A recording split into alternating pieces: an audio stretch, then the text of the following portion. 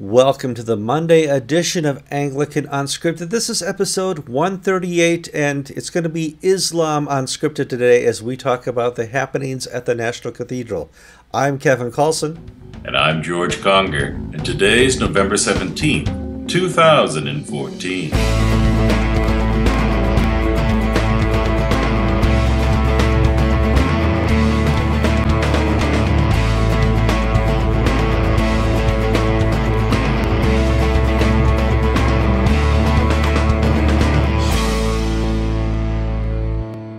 Okay, it's the Monday edition, and Monday, like we said, we like to talk about really hard issues.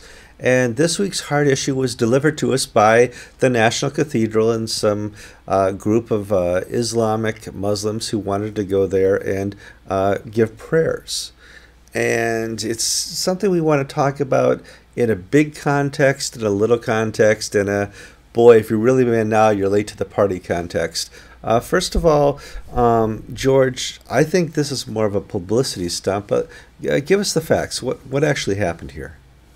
Kevin, I agree with you. I think it was a publicity stunt, and frankly, I didn't really pay much attention to it. The National Cathedral announced a little while back that they would be holding a Friday prayer service, the Muslim Friday prayers, in the north transept of the cathedral.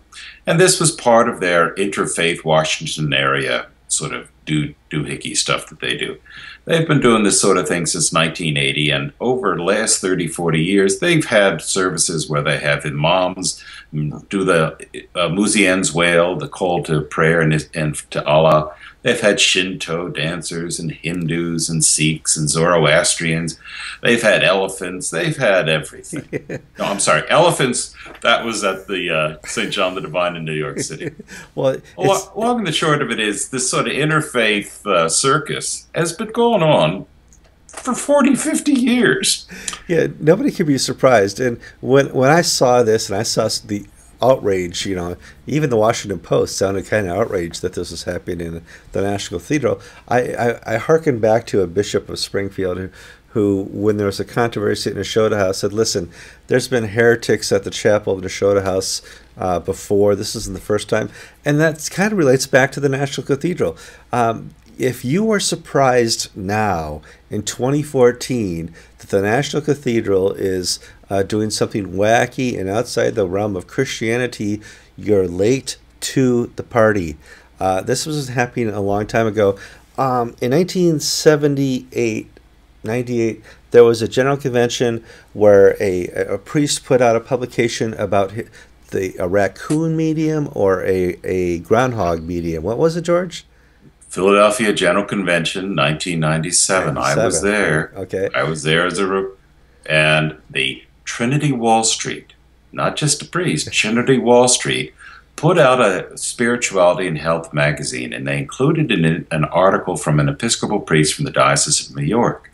And the General Convention office gave out this magazine and recommended it to the members of the General Convention. And one of the articles was about this priest's raccoon spirit guide. He had become an animist and was relying on shamanism through the medium of raccoon spirits to reach the divine. Okay. Now, at that time, Frank Griswold said, oops, we didn't bother reading this article before we commended it to you, so never mind. But, this stuff has been going on for so long. Now, I can appreciate Franklin Graham getting upset, saying it's really impolitic to have the Council on Islam and American Relations, CARE, or American Islamic, whatever. It's not a good idea to have a Muslim Brotherhood Front organization who's an unindicted co-conspirator in a terrorism funding trial to be your partner in an interfaith event. Now, CARE is listed as a terrorist organization by the United Arab Emirates. So if we're at war with ISIS and ISIL, whoever they are, and we're fighting the Taliban in Afghanistan, and we've got this war on terrorism, holding an interfaith service with a terror supporter, according to several news outlets, is not the smartest thing to do. And it also, frankly, does a disservice to those loyal Muslim Americans who want to distance themselves from front groups like CARE.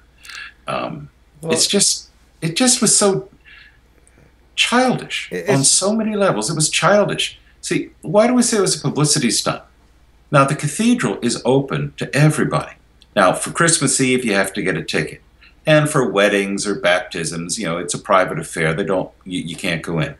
On Friday, the cathedral was closed until 2:30, and you had to have an invitation. Who got invitations? Specially selected people who got tickets from the Muslim organizations and the press. This was not open to people. But of course, you could talk to any of the priests before or after, any of the Muslim organizers before or after, and they had the South African ambassador, who's a Muslim, Ibrahim Rasool, give a speech about how we need to fight terrorism. All rather PC, but entirely a fake thing.